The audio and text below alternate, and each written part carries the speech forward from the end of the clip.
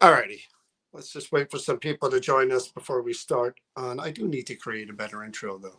I have the old one. I don't like the old one. Uh, there we go. Okay, we're live.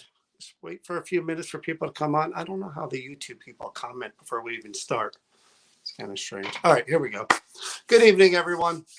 I know 2 nights in a row. How rare is that for us to be on 2 nights in a row?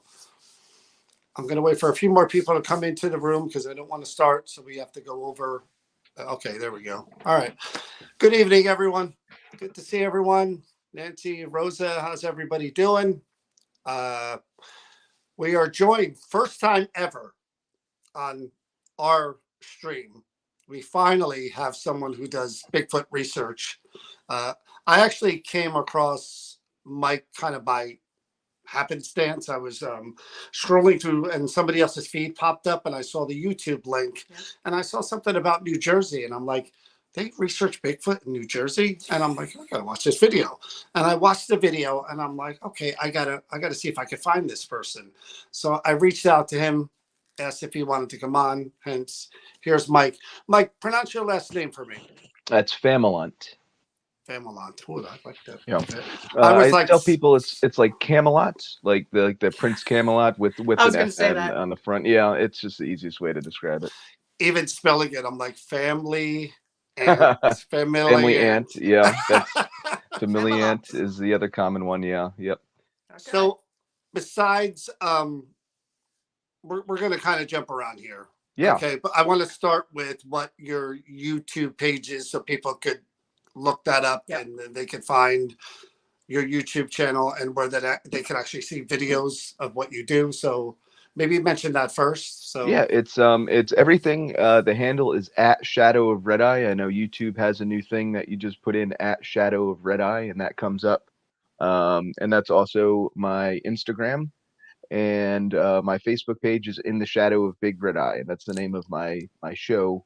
And my YouTube, if you want to spell it out, is Sussex County Bigfoot.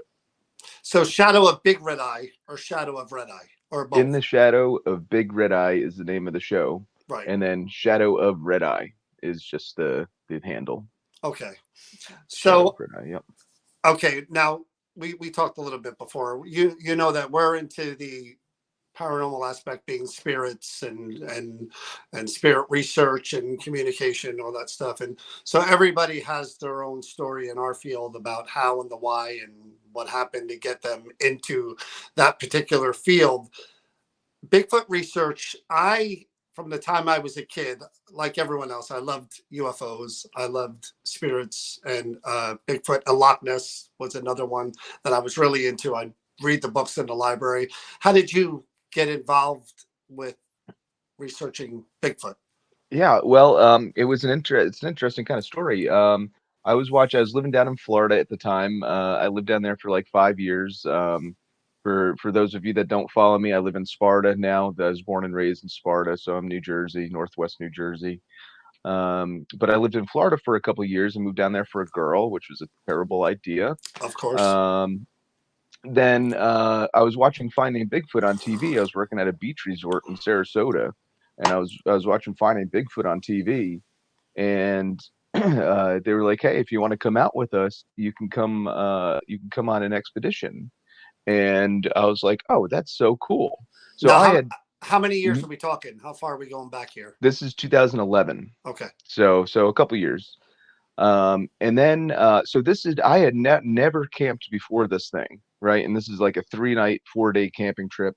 So I paid all the money, and I'm acquiring all this camping gear. And I was engaged at the time, and my fiance, she was like, "Well, what are you doing with all this camping gear?" And I'm like, "Guess what, hon? Surprise! We're going to North Florida and looking for Bigfoot." And then we broke up. And then the breakup. And then we broke up. Yeah. And then it came. Yep. So anyways, I find myself in North Florida with a friend of mine. I moved to Tampa. I got a job on the ambulance. I'm an EMT by trade, or used to be an EMT.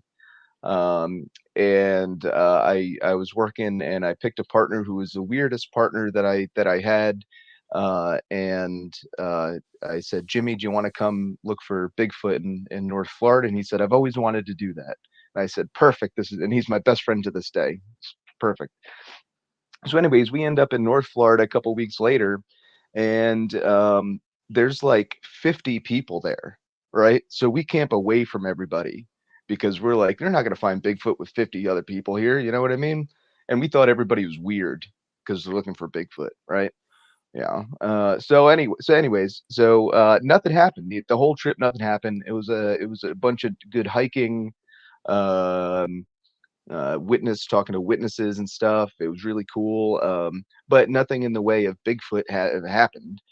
So until the last night, it was the last night, and it was like 4 o'clock in the morning, 3, 4 o'clock in the morning. And the reason why we were up, me and my friend were up, was we were watching a meteor shower.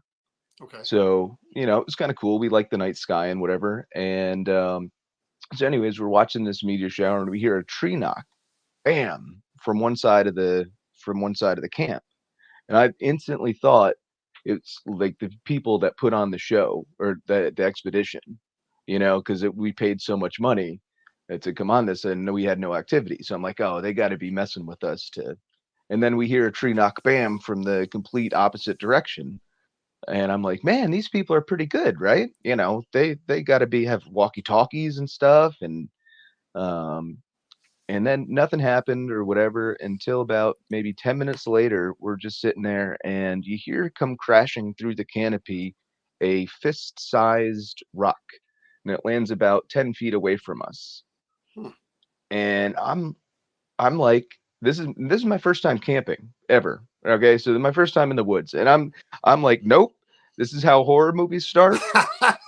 Jimmy said, if you want to go to sleep in the car, you're more than welcome to. And by the time he said that sentence, I had all my sleeping gear, and I was just beelining it right to the car. He finally talked some sense into me, and he's like, Mike, this could be Bigfoot activity, right? Like this Bigfoot, they throw rocks, they knock on trees and stuff. So I was like, all right. So I finally went out back by the fire, and over the course of the next 15 minutes, another of these fist-sized rocks landed within 5 to 10 feet from us. It's Right? weird. Yeah. So I'm freaking out. We're all freaking out, but we're keeping our cool. And Jimmy, he's like I said, he's got the best idea. He's like, I'm gonna throw a rock back at it. And I said, I don't think that's a good idea, Jimmy. Like, No, we gotta, either win or lose situation here. Either the it's a rocks could get person bigger. or a Bigfoot. Yeah. So anyways, he throws the rock back at it, and I knew it wasn't a person at that exact moment because a laptop-sized boulder came crashing down and landed Oh next to us. man. So So so take me back before you continue. I'm curious because I know the way what the things that we do and how we kind of bring people in and try to like educate people before we take them out and do anything with them. Uh, Prior to even camping. Now I'm like you. I am from Jersey. I am not a camper. I don't like the I'm a woods. camper. I don't I like am. being in the. I got lost in the woods as a kid. I don't oh like being no. in the woods. I don't like being in the woods at night. There's just too much out there that I don't know. You That won't I even like. go during the No. day. At Sparta, especially, we went up there during the pandemic, and there Mhm. were bear signs everywhere. And Oh I'm yeah. like, I ain't going in there. And she You wanted know, to keep going. fun fact for you, Sussex County has the highest density of black bear population east of the Bingo. Mississippi. Yeah. Bingo. Not going. Hmm. Sorry. So Not going. so anyway, take me through like when you get there. How did they prep you as far as what you're doing, what you're looking for? Like, do they have any equipment that they're gonna like? Take me through that, the initial Yeah. Well, introduction. every group does it a little differently. My first experience was a little weird because everybody knew everybody. There were not a lot of new people there, so we were kind of the outsiders to start with. I guess people come back on these expeditions year after year after year, and by that point, everybody had a big potluck dinner, and everybody brought something except us. So we already feel, you know what I mean? It's just, Yeah. um, but anyways, we went and did day hikes, and we looked for signs of Bigfoot. In the day, we looked for hair samples, footprints, stuff like that. We were walking the waterways down there, some creek beds we were looking. And then we also went to some witnesses' properties and some witnesses' houses and talked to them directly, which was really cool. Um, and then from there at night, we did night hikes and tried to get a Bigfoot to kind of come in to our camp. And that's what I think happened that final night.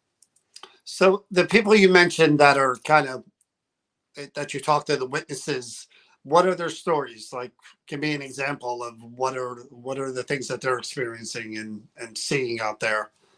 Way in general? Just like that first time, like what were they telling you? Oh, well, the the Bridges property was featured on the TV show Finding Bigfoot, and we Okay. went to their property, and they had some very crazy stories. One being when the first encounter was when they were first building their house. This is probably now, I'd say 27 years ago, 30 years ago. Um, and they had roofers that were roofing, and they were Hispanic and Spanish speaking only. And they said a couple days after they started working there, "I like your monkey man pet." And yeah, and that's the only English That's that they weird. knew. Yeah, yeah. Yeah. But since then, there's been Bigfoot has taken birds and thrown de-wing or de feathered the birds, Oh and has wow. thrown birds on their front porch and their Oh front my steps. God. There's some other really crazy stories from there, but most of the witnesses you talk to, they have a fleeting glimpse of Bigfoot. An average Bigfoot sighting lasts 3 to 5 seconds. Not enough time to get your phone out and take a picture. Usually it's by crossing a road sometime late at night. There are some lucky people that actually get to see and observe a Bigfoot for a longer amount of time, which is really cool, and have a better sighting. But yeah, it's just So, any questions you guys have? I'm watching the comments here. If I see a question pop up, I'll ask Mike. But he made me think of something when you said that there were 50 people at that camp, and then you Hmm. guys moved off somewhere. I started thinking about this. If you guys are like in an area, why wouldn't you spread out, like if everybody's together, like 50 people, and like create a perimeter and They're like afraid do of the a damn bears. closing in, like encircling, encompassing something, you know? everybody was asleep. That's why. Yeah, nighttime. So, Yeah, we were the only people up, and we were the only people that had any activity that entire trip too. Wow, because you were so isolated off on your own. we had talked That's what I about think. Yep. theories about Bigfoot. Now, how we weren't going to go down that rabbit hole. Just broadly, is Bigfoot a species? Is that what you kind of believe it is? Like, I mean, my understanding of what Bigfoot would be, I said that like 3 times, kind of like, the missing link type of thing, like something, just again, a species that's been around for obviously a very long time, but yeah, I think it's a relic hominid. I think it's a biological species, just like a turkey or a chicken or a dog or something like that, or us for that example. I think that evolution-wise, they went a different direction than we did, but still maintained and survived along our path of with us. right. And actually, I read something today that said I didn't forget where I saw it. I think it was on Instagram, of all the proper places to get the scientific DNA data. Is Bigfoot actually more evolved than we are? Okay. Could that be a thing? And that's something that I have never thought about. Do you believe that they are nocturnal? I think they're diurnal. I think they mostly are up during the day. However, they do some hunt during the night. I think it's important that their prey species are out during the night. So that would make sense that they're out during the night as well. Have you ever, again, I've seen some of your footage. Have Mhm. you ever seen footage either of your own or of any other researcher that you looked at and went, wow, that is like the holy grail. That's definitely Really compelling. a clear, precise image. Yeah. And The The one that comes to mind is the 1967 Patterson Gimlin film, and from Bluff Creek in Northern California. That's where the Bigfoot's kind of walking, actually, just like, That's the famous one, right? Yeah. kind of walking just like that. Heading And towards a that's rock. yeah, that's the famous one from back in the day, filmed by Roger Patterson and Bob Gimlin. And that's very compelling. Just some of the things, like a costume couldn't have been made like that back in the day. There's a lot of debate about this video, as there are with any decent Bigfoot videos. There should be. But I think it's legit. I think you could see like calf muscles, and you could see a tumor in its thigh. So I think it's very interesting, and I don't think that would be put in there in a costume back in the day, let alone that it's female to start with. So you've been everywhere, not just Jersey, doing this. I East see a lot Coast, of yeah, your a lot a of lot. lot of East Coast, yep. So take me through again, you and your team, the process. I watched, like I said, some videos, and when you're getting together to do this, do you like you were saying, do you hike the area way beforehand Yeah, to get the just lay of the kind of get an land. idea Yeah. of? So yeah, that's a great question. So what I do is how to select an area to go bigfooting is, I go on I have a Verizon phone, Okay. so I go on Verizon's website and I look at their coverage map, and pick an area or a state that I want to go to, and I see what areas don't have cell phone coverage for me, and that's where I start my trip.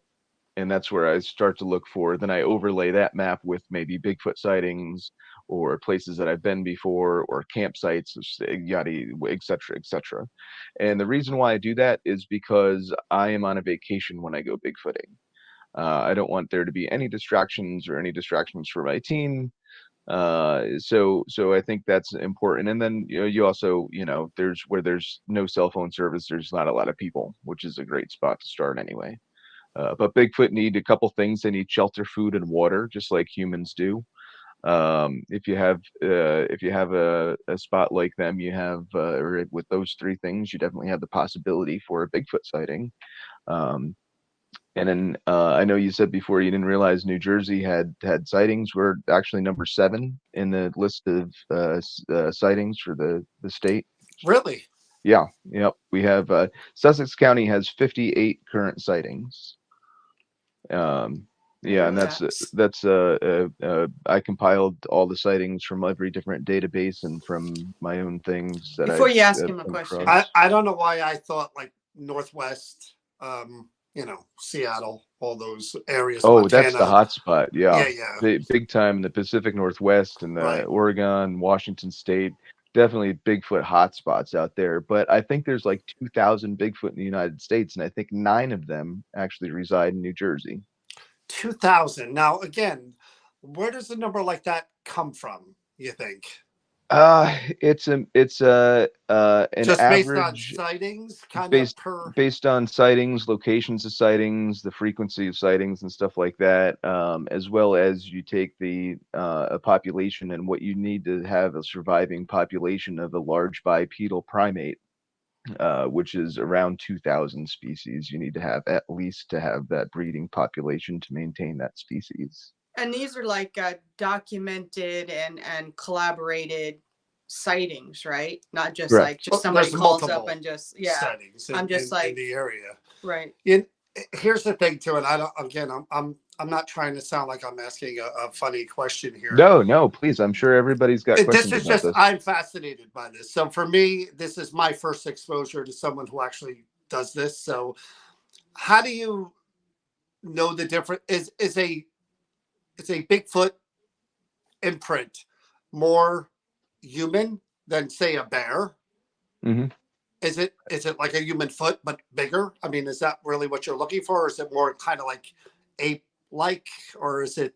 It's actually it's both. What's interesting about Bigfoot's footprint is it has almost the same characteristics as we'll say, fat human. Okay. If you're a very flat-footed human, it has very similar characteristics. A couple of the differences are your toe splay, what we call toe splay. So that's when humans wear shoes and socks our entire lives, so our toes are all together. Bigfoot don't, so their toes are splayed apart. So when they step down, they actually leave that mud in between the toes, which is a Okay. signal that it's not a human. Bigfoot also have a mid-tarsal break, which is a joint underneath their foot, kind of like we have on our hands, Right. but we don't have on our feet, and that's something that Bigfoot uses to push off a little bit with. So Oh. did they step heel toe or toe to heel, or would you not know that based on the imprint? Yeah, Which I'm not sure which okay, they do. I'm imagining they would probably walk flat foot and kind of like we do, I would imagine, yeah, right? with that if you want to get into locomotion and stuff like that, there's a guy named Dr. Jeff Meldrum, Okay. and he is the guy that if anybody's interested in footprints and locomotion, he's a person to He's a look up. guy. Yeah. Yeah. So Deb asked, "What are your thoughts, Mike, on the theory that Bigfoot, again, I've never heard this before, pulls out trees and pounds them back into the ground upside down, roots up? Have you ever heard that?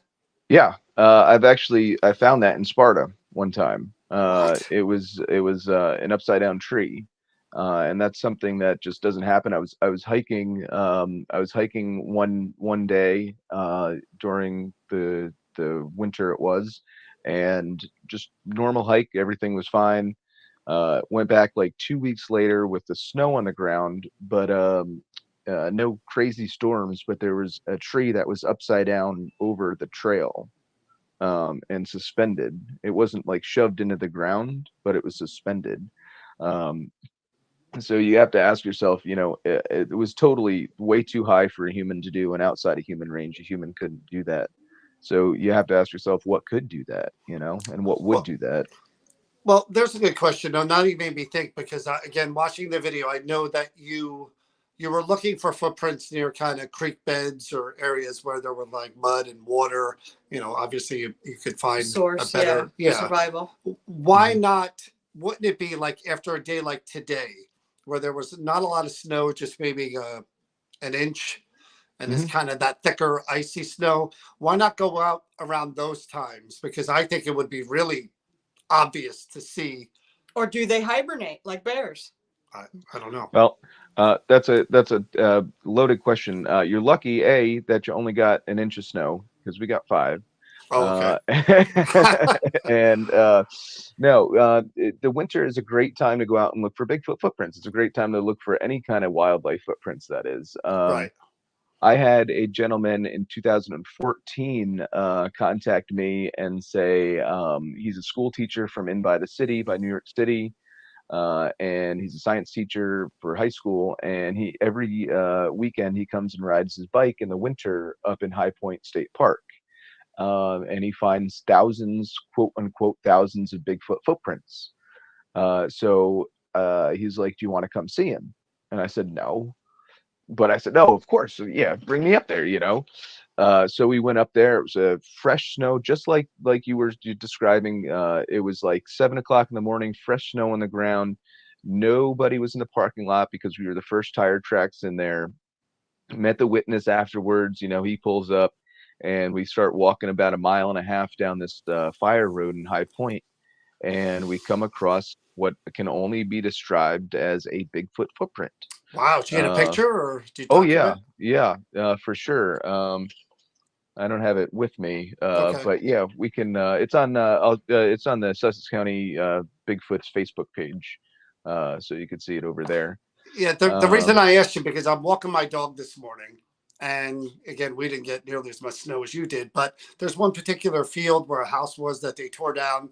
And obviously there was one other person that walked through that field with their dog, and the mhm, prints were still, yeah, fresh and obvious. And when you mentioned that, I'm thinking, boy, if I was doing what you did, what you do, I would think Those conditions would be those would be perfect. perfect conditions for me to get out take there. full advantage. Absolutely. Yeah, I Yeah. mean, Hmm.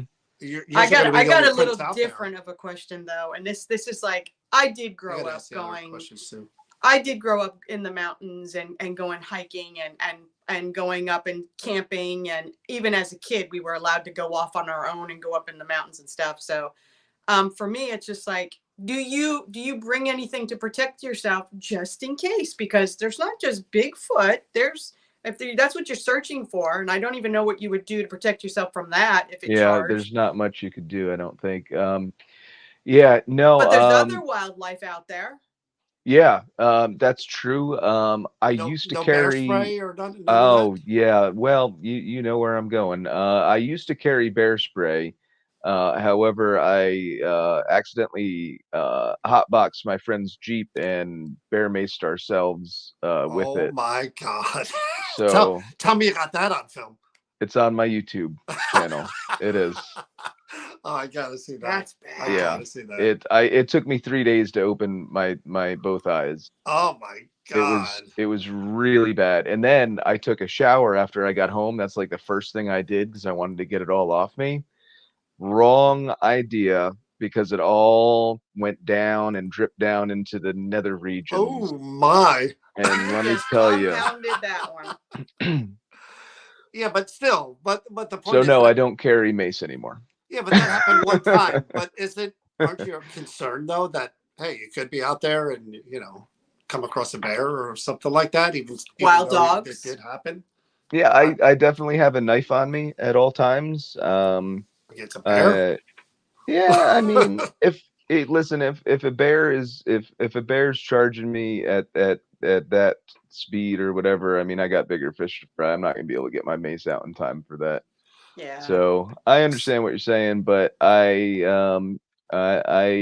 have nightmares still about the bear mace. Oh, so another person asked the question this time about branches being crossed. Does that have any kind of relevance? Sure, sure. It's a structure that Bigfoots do. They could have tree breaks or tree structures that they build. We see it's not they're not seen a whole lot in Northwest New Jersey. You see them. I was just in Florida. We saw some really great ones down in Florida. Um, See them a lot in the Pacific Northwest as well, where they take trees and they literally bend them. Either sometimes they're 90-degree angles right across trails. We encountered this up in Whitehall, New York, which is a great spot to go bigfooting. What is the purpose of that? Are they I wonder if it's a marking marker, an yeah, like area, a or are they logical, wouldn't it? are they just Marking. doing that as they walk by, or Yeah, we don't know. That's the thing. It could be a property boundary, if you will, between okay, gotcha. Sasquatch, or it could be like, hey, it could like a big X could mean, hey, keep out. Who knows? We don't know. So somebody asked, in your experience, or is there supposedly like a smell that certain things Like a if skunk or if there's one in something an that's area, coming, maybe you're because of the downwind. Is smell. there a Yeah. particular odor?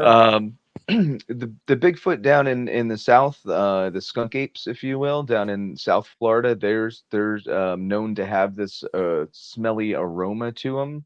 Also, Okay. Bigfoot, some around the country have been reported to have this smelly aroma, a mix between wet dog and like urine, um, and just nastiness. I smelled something that could have potentially. Remember, I was telling you about the Bridges property with the birds and stuff. They had an incident with a glove, a gardening glove, and the story is that she lost one of the gloves and it was just gone. Couldn't find it for 2 years. 2 years later, she found it on an ATV trail that they used to ride on, that they rode on like every day. But 2 years later, she found it and it smelled horrible, and then she thinks it's Bigfoot. Huh. So she put it in a bag and lets people smell it, and it was pretty horrific. So take me through the process again, because I've watched the video. Now you and your team are going out to a location. Let's say you're Yep. going to Sparta. How far off the road are you from traffic and the highway? Does it matter? I mean, when you're going out there, what are like the first things you're doing when you arrive at a potential research location? Yeah, so the first thing we do is we definitely get our base camp set up. So we go to base camp, we wherever we're going to be, whether it's usually we are in a state park that's not New Jersey, because New Jersey's unfortunately pretty terrible to camp in. So we go to Pennsylvania, New York a lot because it's just a lot cheaper.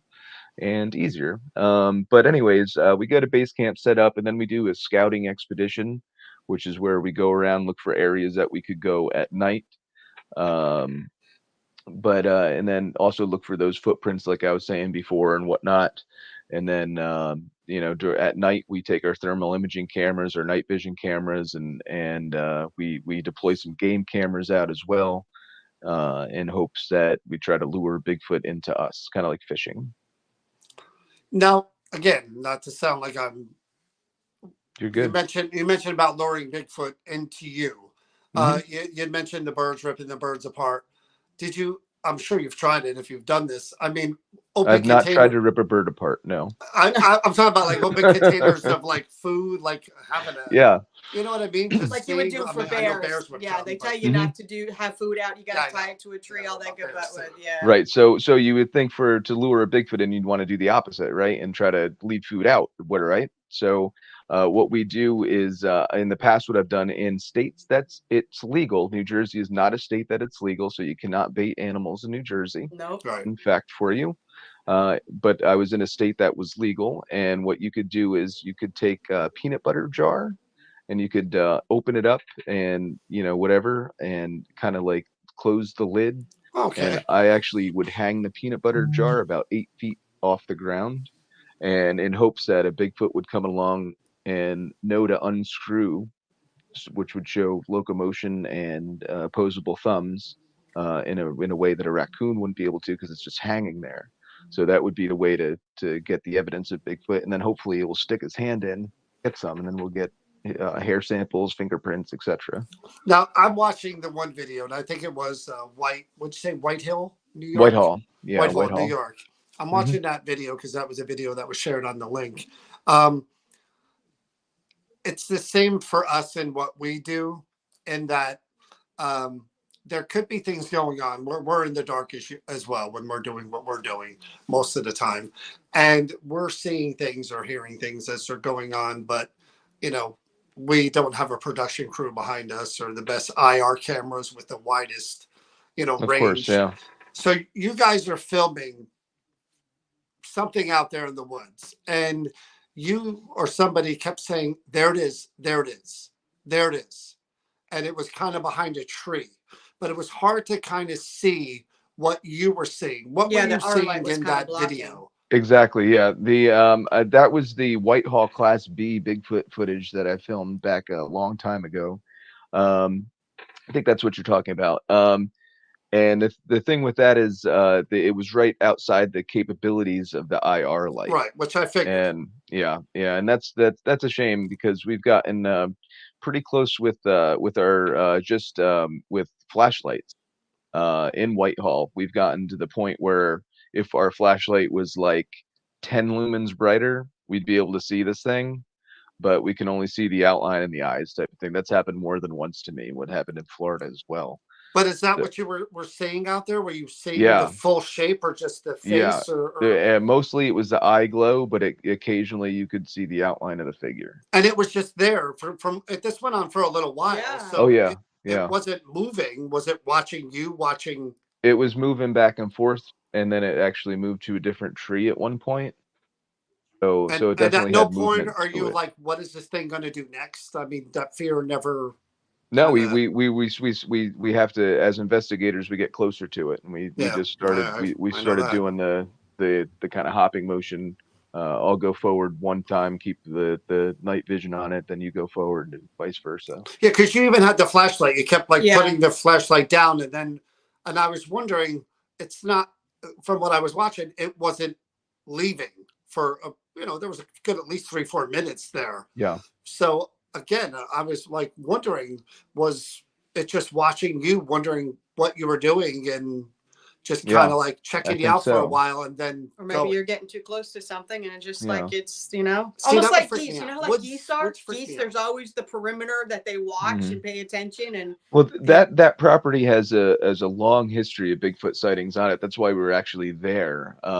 So it's about 50 acres and 40 something acres in Whitehall, New York, and it's they've gotten a picture of a Bigfoot from the property. And they've got a beautiful little a pond that has fish in it, so and they feed the deer, so it's like heaven for a It's Bigfoot. ideal. Somebody asked Absolutely. a really, really good question. Has anybody ever found any bones of Bigfoot? See, I like that question a lot because what we That's do, logical. it's so hard to document proof of the existence of spirits. Unless Hmm. I have seen full body apparitions, believe it or not, I have, but I haven't captured one on camera. Yet Sure. with what you do, in theory, there would be skeletal remains of something that was obviously well, even the not fact that he talks about hair samples a and not bear damaging or- hair samples and stuff. Yeah. So somebody Mhm. did ask if you ever came across stuff like that too. Yeah, well, the bones, it's really cool, and in habitats that Bigfoot live in, soil acidity is very high for some reason. That's just how it is. A lot of boggy areas that they live in. That's where the sightings happen. Uh, you could basically go from us living, you and me talking, to completely decomposed, nothing left of you within with like animals getting at it and pulling it within like apart and within like 3 weeks, and then you still got the bones, and then the bones will be taken away by scavengers. We have porcupines that eat bones. We have ravens and that eat bones up north. You have wolves and coyotes that eat bones. So that's actually a good point, because not to be so morbid, but if someone is murdered and they dump their body in the woods, if it's well, you a don't month find or a two ton later, of they animal don't find carcasses much. either, unless it's a well, recent and kill or death. it's a good point you bring up, because I have hunters that come up to me all the time, and I love to get challenged, because that's one of my favorite things. People will come up and they'll be like, well, I've been hunting for 40 years. Where are the bones? And I say, well, you've been hunting for 40 years. Have you ever come across a dead bear or a bear bone? It's very true. And they're always like, oh crap, got myself into a hole. True. Yeah, So, because everybody wants to be a skeptic, and everybody wants to. Well, and it's healthy and important. Oh, I agree. Of I those agree. skeptic tendencies. That's I agree. extremely important. I think I'm one of the worst skeptics of myself out there, but I think that's necessary as a researcher. You have to be. So let's talk about the because a lot of people are mentioning it, and I was waiting to get to it till we were further in the call. I don't know what else you would call it. And how do you come up with one? Have you heard that call back? Yes. And does it sound like the call that there are multiple calls? Because I heard you do one, and then I heard there's two females in the video that I watched. She was kind of a higher, and she got the call, coyotes going, and yours was kind of a deeper, like almost like a gorilla. Kind of like, And are there different? Yeah, calls? there's a bunch of different vocalizations. And anything that you could, as humans, we could do with our mouth, Bigfoot can do like 10 times louder. Okay. So there's pops, clicks, whistles, stuff that we could do that Bigfoot can also do. So, but one of the things that I like to do is known animal calls. So I have a deer caller, so I'll do deer calls to try to get a Bigfoot response. Or a lot of times what I'll do is a barred owl calls. If I hear barred owls, they're one of my favorite animals to hear. And I'll do a barred owl call. And this actually happened in High Point, where we got a vocalization back. And what's cool about, like I said, kind of I'm the biggest skeptic of my own evidence, is I sent this away to a linguist from the military who does Bigfoot investigations and Bigfoot audio analysis on the side. Kind of a unique person to know. But anyways, he analyzed the thing and he said, this is a scientist, a doctor who's came back and said, because of X, Y, and Z, it's outside of human vocal range, and it's also no known animal. Wow. I like that. And that's from so High it's Point not State just Park you in New reporting Jersey. it, it's you doing a scientific backup of what. Absolutely. You have to. Nice. Now, again, I'm listening to these two calls, and we were just doing a random discussion one night, and Bigfoot came up, and somebody came on, joined us for the discussion, and they did the call, and I thought they were joking. And then I'm watching the video and I'm thinking, oh, they really do were this. doing it. Now, on top of that, the clicking, like you said, the rocks, or the trees, is that a common, it almost seems like they're trying to communicate, but they don't want to really close encounter. Yeah, yeah. My friend has a theory that is a very extremely good one, and one that has held true since I've been Bigfooting. Is so Bigfoots are known to knock on trees, and we don't know why they knock on trees, but they're known to knock on trees for some reason. I think they also could clap, and that sounds like a tree knock. I don't think Bigfoot carry around sticks. Doesn't make sense for me to have them carry around sticks because that'll hurt their hands, and their hands are their most important piece of thing on their body to catch food with. So it wouldn't make sense. But anyways, they do a percussion-like sound, and where was I going? What was I saying with that? The knocks and you don't think that they hold bang on the trees. You think that they do like a clapping. No, is it about, again, are they just trying to get close enough to kind of interact but not? So yeah, my friend was saying he has this theory that when you hear a tree knock, it's however many knocks you hear or however many people are entering that area of the Bigfoot's habitat. So kind of like how Indians use different calls and different sounds to let. Yeah, I get it. Yeah. Let me ask you about equipment though, because again, we use a lot of equipment and stuff. And, and again, as someone who does research in another field, I know equipment is expensive, but I know there's cheaper things that you could buy. And again, I haven't watched enough of your videos to know what you are and what you aren't using. A heat signature. Do you use things like thermal imagers, parabolic mics, drones? Have you tried all of those types of things? Yeah, we use all the same things that you guys use, which is cool. Besides the cool spirit boxes and EMF meters, we don't use those kind of things. But but the parabolic mics, you would think, again, with the knocking and those calls, that I'm sure you've done it. If this is something you do, you're calling out using the call in somebody's. I would think you would get again some really good results doing that, absolutely. Especially if you had multiple mics pointing in. Well, it's a good way to find out other critters that are out there besides Bigfoot. I'm talking exclusively for the call. Yeah, but the call itself, audio evidence is the way to get Bigfoot evidence. It's the way to go. So anytime before I step out of the car, I have I have a voice recorder going. And the reason why I do that is because, and this is for any of the researchers out there that may be tuning in, what sounds like a tree knock is a car door slamming. So you're doing your first tree knock when you exit your vehicle, and Bigfoot's going to hear that and hopefully respond to you. Okay. So it's just on the little side note. Along those same lines, somebody asked a good question. I heard you kind of reference this during the videos that I was watching. How do you know there's nobody else out there? Oh, yeah, that's a very good question. You don't really. There's no definitive way that you could tell that somebody's not out there unless you're on private property, and even then it's still not really a definitive you can rule out a human. The way you can rule out human is by doing what we did and by recording evidence and capturing that evidence that can rule out human. That's how you do it. Yeah, because I was thinking that too. Like, you're out there, especially in like campground areas. How do you know? Like, you can't 100 yards, 200 yards in that direction or that direction. There's not people out there talking or. But like he says, they scout when they go out. They scout. So I'm assuming the scouting is part of. Here's the one clip that I wanted to mention that we were watching. If it was me, it would have been like Scooby Doo. You would have saw the dust outline of me, and I would have been in the car. You're out there, you're doing the call, and the coyotes all start. That was the end for him. He was he was to the like, no. Oh, that's the best. All of them that were there was like literally a pack of 100 out there. Oh yeah. I'd have been out of there. You watch too many movies. Out of there.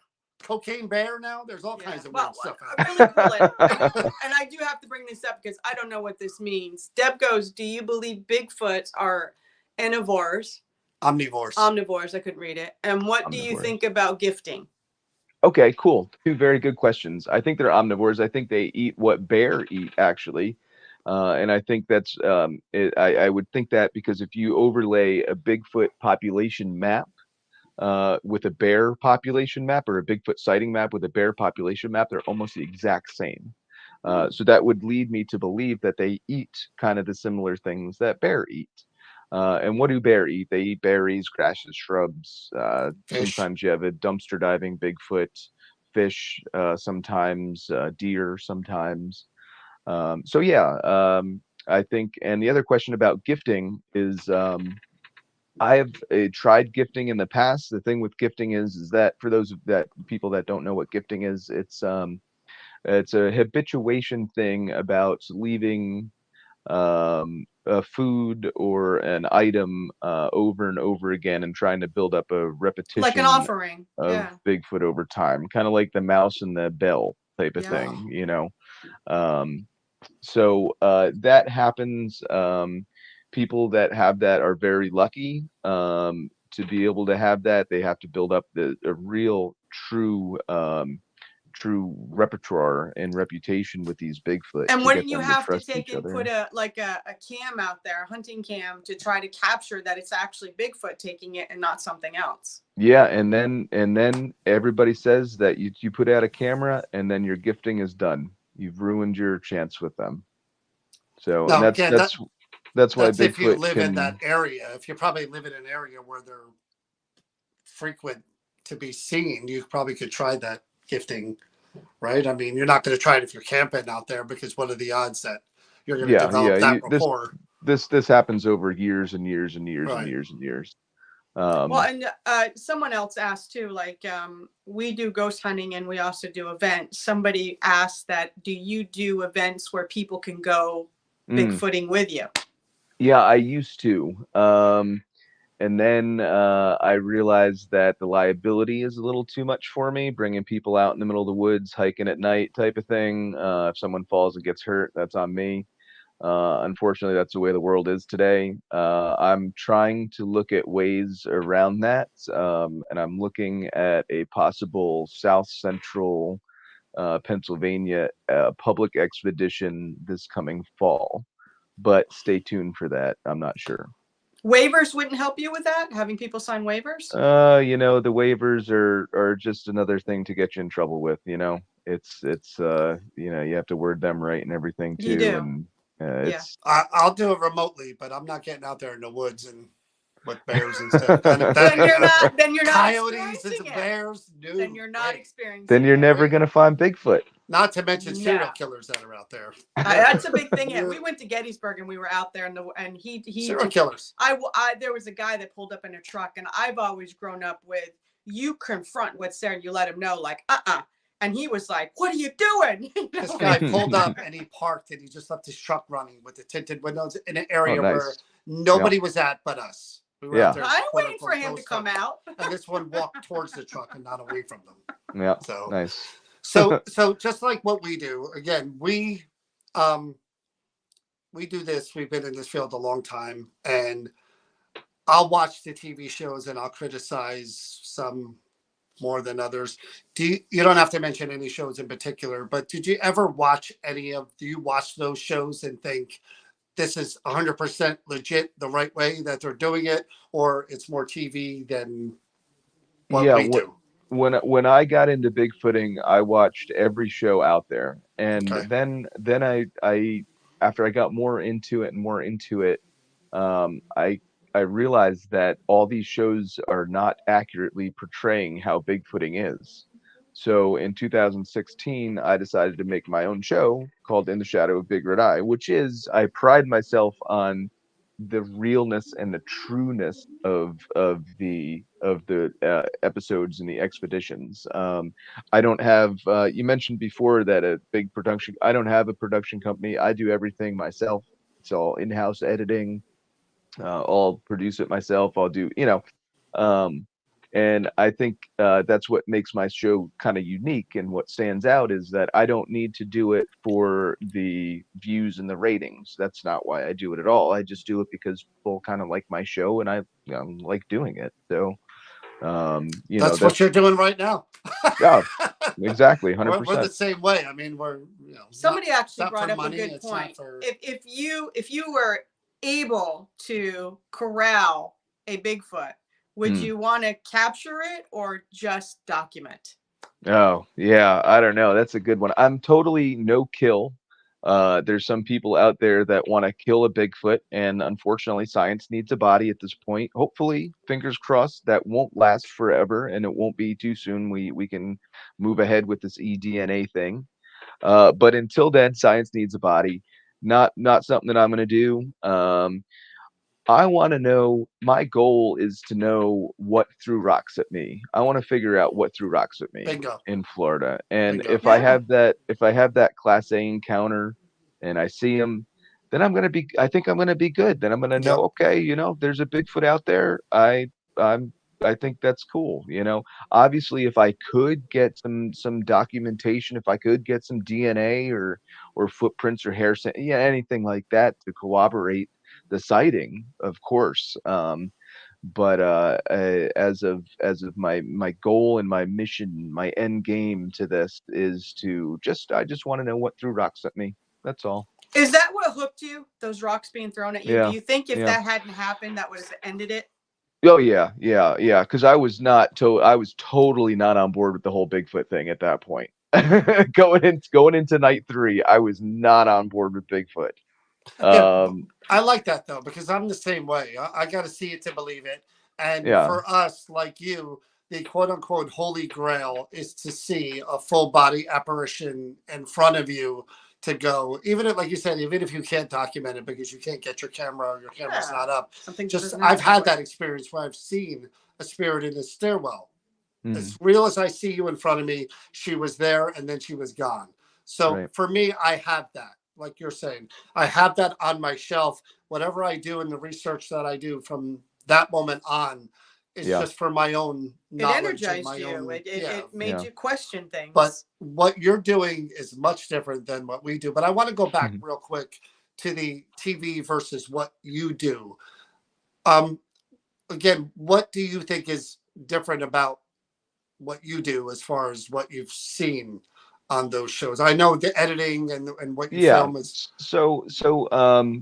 They play music. Some shows, I'm not going to get into who, but some of course shows not. play music over evidence. I don't They get that have, ever. and I think in ghost shows they do the same They thing sure too. And do. it's like, what is that? That doesn't make sense. They're like, listen for this. Da-da-da. Like, Yeah, yeah. uh, So that threw me off to start with. And then we show behind the scenes things. Like we show campfire chat and stuff like that, and the way we edit our shows is not as it's a chronological events of what happens. It's getting to camp and setting up camp and trying to falling over that rock because we didn't see it, and that kind of stupid stuff that the other shows don't show. But I think it's a super important aspect behind Bigfooting. The mission behind what I do is to get people, friends, and families outside and off the couch into nature to explore something that they wouldn't normally see. That's my goal. That's what I want anybody who watches my show to come away with. I And was I try to, impressed with you talk about the vegetation, and you talk about the water, you talk about seeing from the road a branch that's broken, things that people normally would just overlook and not even pay attention yeah, but to. he's talking about too taking you through the process, It whether is, it's the but it's also mundane thing education along the way of of what you're just missing. driving up and But he's educating as yeah, he's doing it. He's yeah, talking about the vegetation. He's talking about the yeah. water. He's yeah. talking about the step, and hearing you crunch through and sometimes say stuff when you trip over something or whatever. I mean, that's all part of it. It really Yeah, is. and it is, and what's another cool aspect of the show is we go to these towns that generally speaking, your socioeconomic, the lower your socioeconomic class, the higher percentage chances are that you have a Bigfoot sighting. Is Go that figure true? that. Go figure that. I don't know why. Wow. I think it's because the areas are so rural. They're very Okay. it's a very, poor areas that have these sightings, repeated sightings. It's more accepting Um, as well. Also, it's more accepting in rural areas, absolutely, depending on where you go and what state you're in and what location, absolutely. Um, but what were we getting at? Where are you gonna guess? What you asked him a question about the rural areas where they're sighted and stuff, and Again, my thing, I forgot what Oh, tangent it's we all were good. going off on there too. Mentioned your YouTube page again. Yeah, it's In the Shadow of Big Red Eye is the name of the show, or Shadow of Red Eye is the handle. How often Uh, do you go out? we go out all the time. Actually, what I do now is I do Bigfoot library tours. And what we do with that is I go around to different states. I just got back from Florida, and what we do is we go around to wherever the libraries are and go camping and film episodes there looking for Bigfoot. Good way to do it. Very good way to So do it. it's I see the country, I get to go Bigfooting around the country, and I get to bring Bigfoot to the people of these beautiful places. It's awesome. So we do that, and we do a tour a month, give or take, and we release a new episode every Monday. Oh, And wow. again, this is what I like about someone like you, because you're kind of like us in the respect of um, it's not for the money, it's not for the It's your fame. passion. What money? It's I don't know what I don't know what you're talking about. same right here. It's not for the money, it's not for the fame, it's not for the likes, it's not for the viral. It's about because it's something you're passionate about, something you like educating people about, and And something you're looking for that answers. yeah, you're looking for answers. Edward had Perfect. a really, really good point, and he said, do you think that when COVID hit and people were more inside and not out, do you think that they came out more? Oh, sure. I think that they're out normally. I don't think they would need to come out any more than they would. They may have gotten a little more comfortable with some of the areas in the parks being closed, but Yep. I think Bigfoot are pretty confident and steady with the way that their lives are. So I don't think they need to change because of human stuff. But there is no knowledge about like with apes or anything, community like parenting, or I mean, there's nothing people asking, beyond. do you know how many young they have? I mean, there's Yeah. nothing Well, to base I that think on. no, there's not besides sightings. Okay. And is this an hour long thing? We could go a little bit over We an can hour. go as- I mean, yeah. it's up to you. Okay. You want to stop? We could stop. No. I was just curious. Yeah, I could say because I got Jersey stuff to talk about too. I got Bigfoot in Okay. Jersey. Let's do it. So all right. So let's talk about Bigfoot in Jersey, right? Okay. So I think, and this goes with that question perfectly. So I think there's two family groups that live in the state of New Jersey, Okay. and the reason why I think this is because sightings. Okay, so you have one sighting of red color Bigfoot and one sightings of like black colored hair Bigfoot. So you got the red hair and the black hair. I think they're two different families. That would just make sense, right? So you take those sightings and you take let's say Sussex County, my part of the county or whatever, or the state. Sightings increase every third year by 80%. Wow, that is bizarre. So this year they're in Sussex County. At my sightings, I've got 11 sightings so far this year, or Why do you think that is? this year and last year. I don't know. That's a very good question. Why do we think that is? If you go around the state in the Pine Barrens, the sightings are gonna increase by 80% in a year and a half from now, because you can actually follow them counterclockwise around the state. So It's are they really neat. migrating? Ooh, that's a good point. No land animal in the United States besides pronghorn deer and bison migrate. So I don't think they migrate. It wouldn't make sense for them to migrate. What I think they do is I think they follow the food. What did we talk about? What do we think that the bear or the food the Bigfoot eat? The same thing that bear eat, Yeah. right? So here's the kicker. You strip a berry bush, take all the berries off of it you can. It takes 3 years for them to grow berries again. There's your 3 year cycle. I think they're nomadic. I think they follow the food around the state. Wow, that's crazy. So you mentioned the different colors. Are there mixed, or do people see mostly red in South Jersey? The other, or just it's random? You So mentioned the two families. yeah, so with that, I can tell you that the black hair family comes to Sussex County about a month before the red hair family does, Oh, because that's okay. when the sightings are. Wow. So the black hair family is about a month before the red hair comes. And So it's I kind could of tell funny. you, Yeah, go ahead. Yeah, but I what could month are tell- we talking about? Is there a time of year where there's more sightings? every 1.5 years, every third year. Every Wow. third year, that sighting's going to increase. And you're not going to have any sightings, and I'm not going to have any sightings in Sussex County besides possibly misidentifications and maybe a rogue Bigfoot for another 3 years. So I Wow. won't be focusing my attention So up they here. are I'll be down. traveling. I mean, they Yeah, have to be. yeah. But They move they're around the actually state. doing what Indians did. Uh-huh. They Crazy. follow the food like ancient Yeah, they follow the Americans. food. Yeah, They're nomadic. Absolutely. Wow. that's That's really crazy. interesting. I mean, I never even expected No, that. John's not going out there bigfooting ever. No, John, you So are please you don't kidding? think that that's ever going to Hinsdale, I happen. couldn't get him to go up into the woods. John will look from the truck if they have like a monitoring system while they're out there. Because John wants to be able to turn that key and When we took, when they hear the howling of the coyotes, he didn't they're even. going to see All tail he lights. needs is a sound of a snap branch or something falling, and I he's saw gone. Blair Witch. That's man. it. I'm not going That's out it. there. I mean, he is gone. It was probably a squirrel. You had mentioned during the one video, and I don't know if this was relevant or why you kept mentioning. Again, it was that same video where you're going along the power lines, and you kept mentioning, "Oh, they're right here along the power lines. They're right here along the power lines." Was that because the trail ran the length of the power line, or was there something relevant about Yeah, that Bigfoot. area? Bigfoot and power lines are like a highway to Bigfoot. All their food's along it. It's a straight, easy path. It's no humans. It would just make sense that that's Bigfoot's highway. Same with Wow. gas lines.